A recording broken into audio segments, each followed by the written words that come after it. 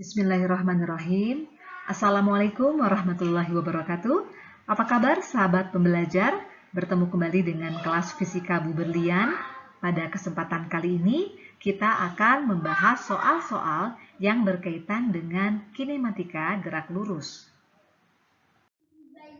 Perhatikan ciri-ciri gerak berikut. Pernyataan yang merupakan ciri-ciri gerak lurus dengan kecepatan konstan ditunjukkan oleh nomor berapa ya. Oke, untuk gerak lurus berarti geraknya hanya satu dimensi saja. Berarti lintasan geraknya pasti berupa garis lurus. Sehingga pernyataan nomor 1 ini benar. Kemudian karena kecepatannya kecepatan konstan itu berarti perubahan kecepatannya sama dengan 0 gitu ya. Jadi percepatan geraknya pasti sama dengan 0. Pernyataan yang ketiga, percepatan geraknya tetap ya harusnya tetap 0 gitu ya. Jadi kalau yang ketiga ini tidak benar. Kemudian tadi pernyataan 4, kecepatan gerak konstan sudah disebutkan, maka jawabannya adalah 1, 2, dan 4. Sebuah bis di jalan raya berkecepatan 15 meter per sekon. Ketika mendekati terminal, bis direm secara beraturan selama 6 sekon hingga berhenti. Perlambatan bis sampai berhenti adalah titik-titik. Berarti di sini diketahuinya yang pertama adalah kecepatan awal ya, V0 sama dengan 15 meter per sekon. Kemudian di sini ketika mendekati terminal, bis direm secara beraturan nih. Selama berapa lama? T-nya adalah 6 sekon. Karena selama gitu ya, selama 6 sekon berarti sebetulnya ini adalah delta T ya, selama 6 sekon. Kemudian hingga berhenti. Kalau berhenti berarti kecepatan akhirnya atau VT-nya pasti sama dengan 0. Yang ditanyakan adalah perlambatan ya. Perlambatan itu maksudnya adalah besar percepatannya berapa. Oke, kita tahu dari definisi percepatan itu adalah perubahan kecepatan tiap selang waktu tertentu ya. Nah, di sini ada tanda vektornya. Oke, di sini kita masukin saja angkanya. Oke, A sama dengan kecepatan akhir dikurangi dengan kecepatan awal dibagi dengan selang waktunya. Sehingga kita dapatkan nanti A sama dengan VT-nya 0 dikurangi 15 dibagi dengan tadi selang waktunya adalah 6 sekon ya. Jadi nanti A sama dengan minus 15 dibagi 6. Kita perkecil nih, kita bagi 3 di atas dan di bawah ya.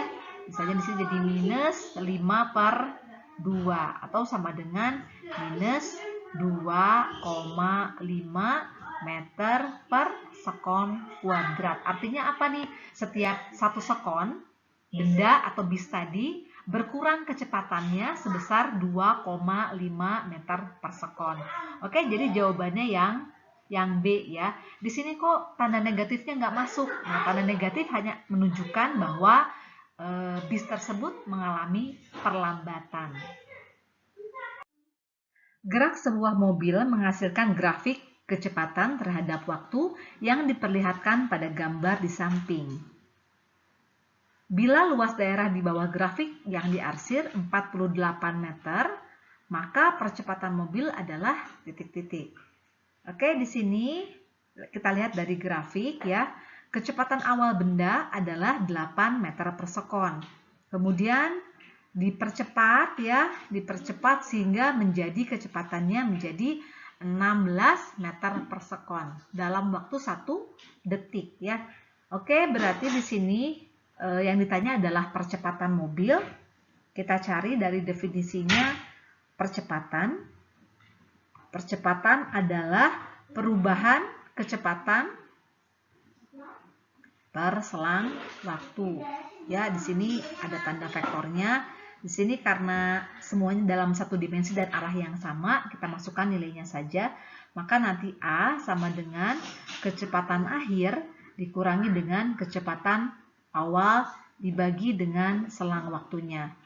Dari grafik kita perhatikan di sini kecepatan awalnya di 8, kemudian kecepatan akhirnya di 16 meter per sekon ya.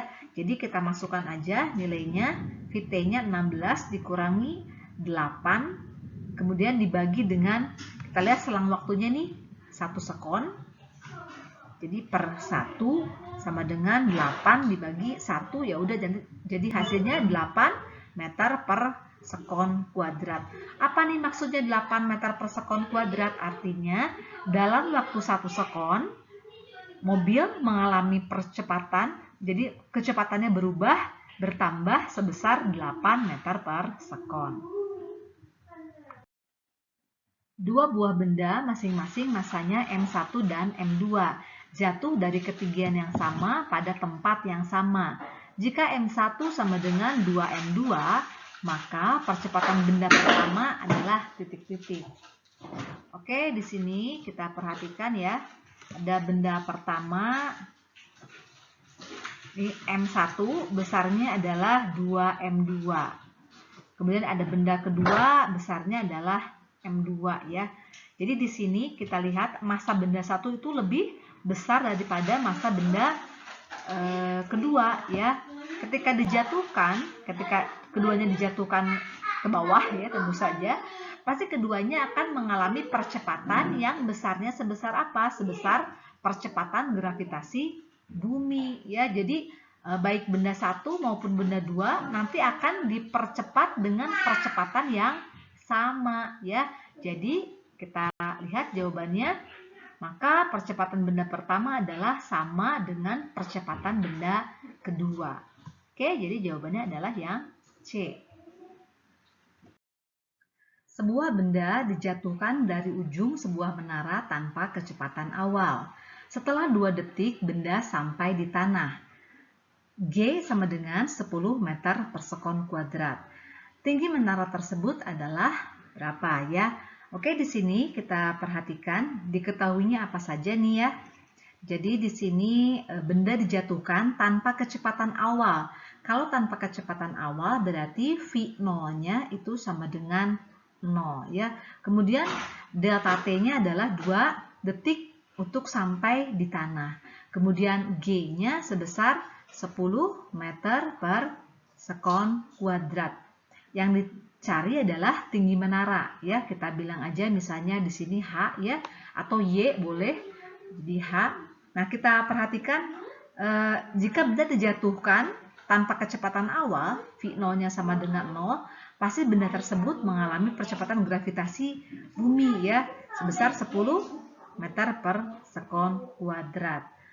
Nah, di sini jika T-nya adalah 2 sekon, berapa sih tingginya gitu ya? Berapa sih tinggi menara tersebut? Oke, tadi yang ditanyakan adalah H. Kita cari dari gerak lurus dengan percepatan konstan ya.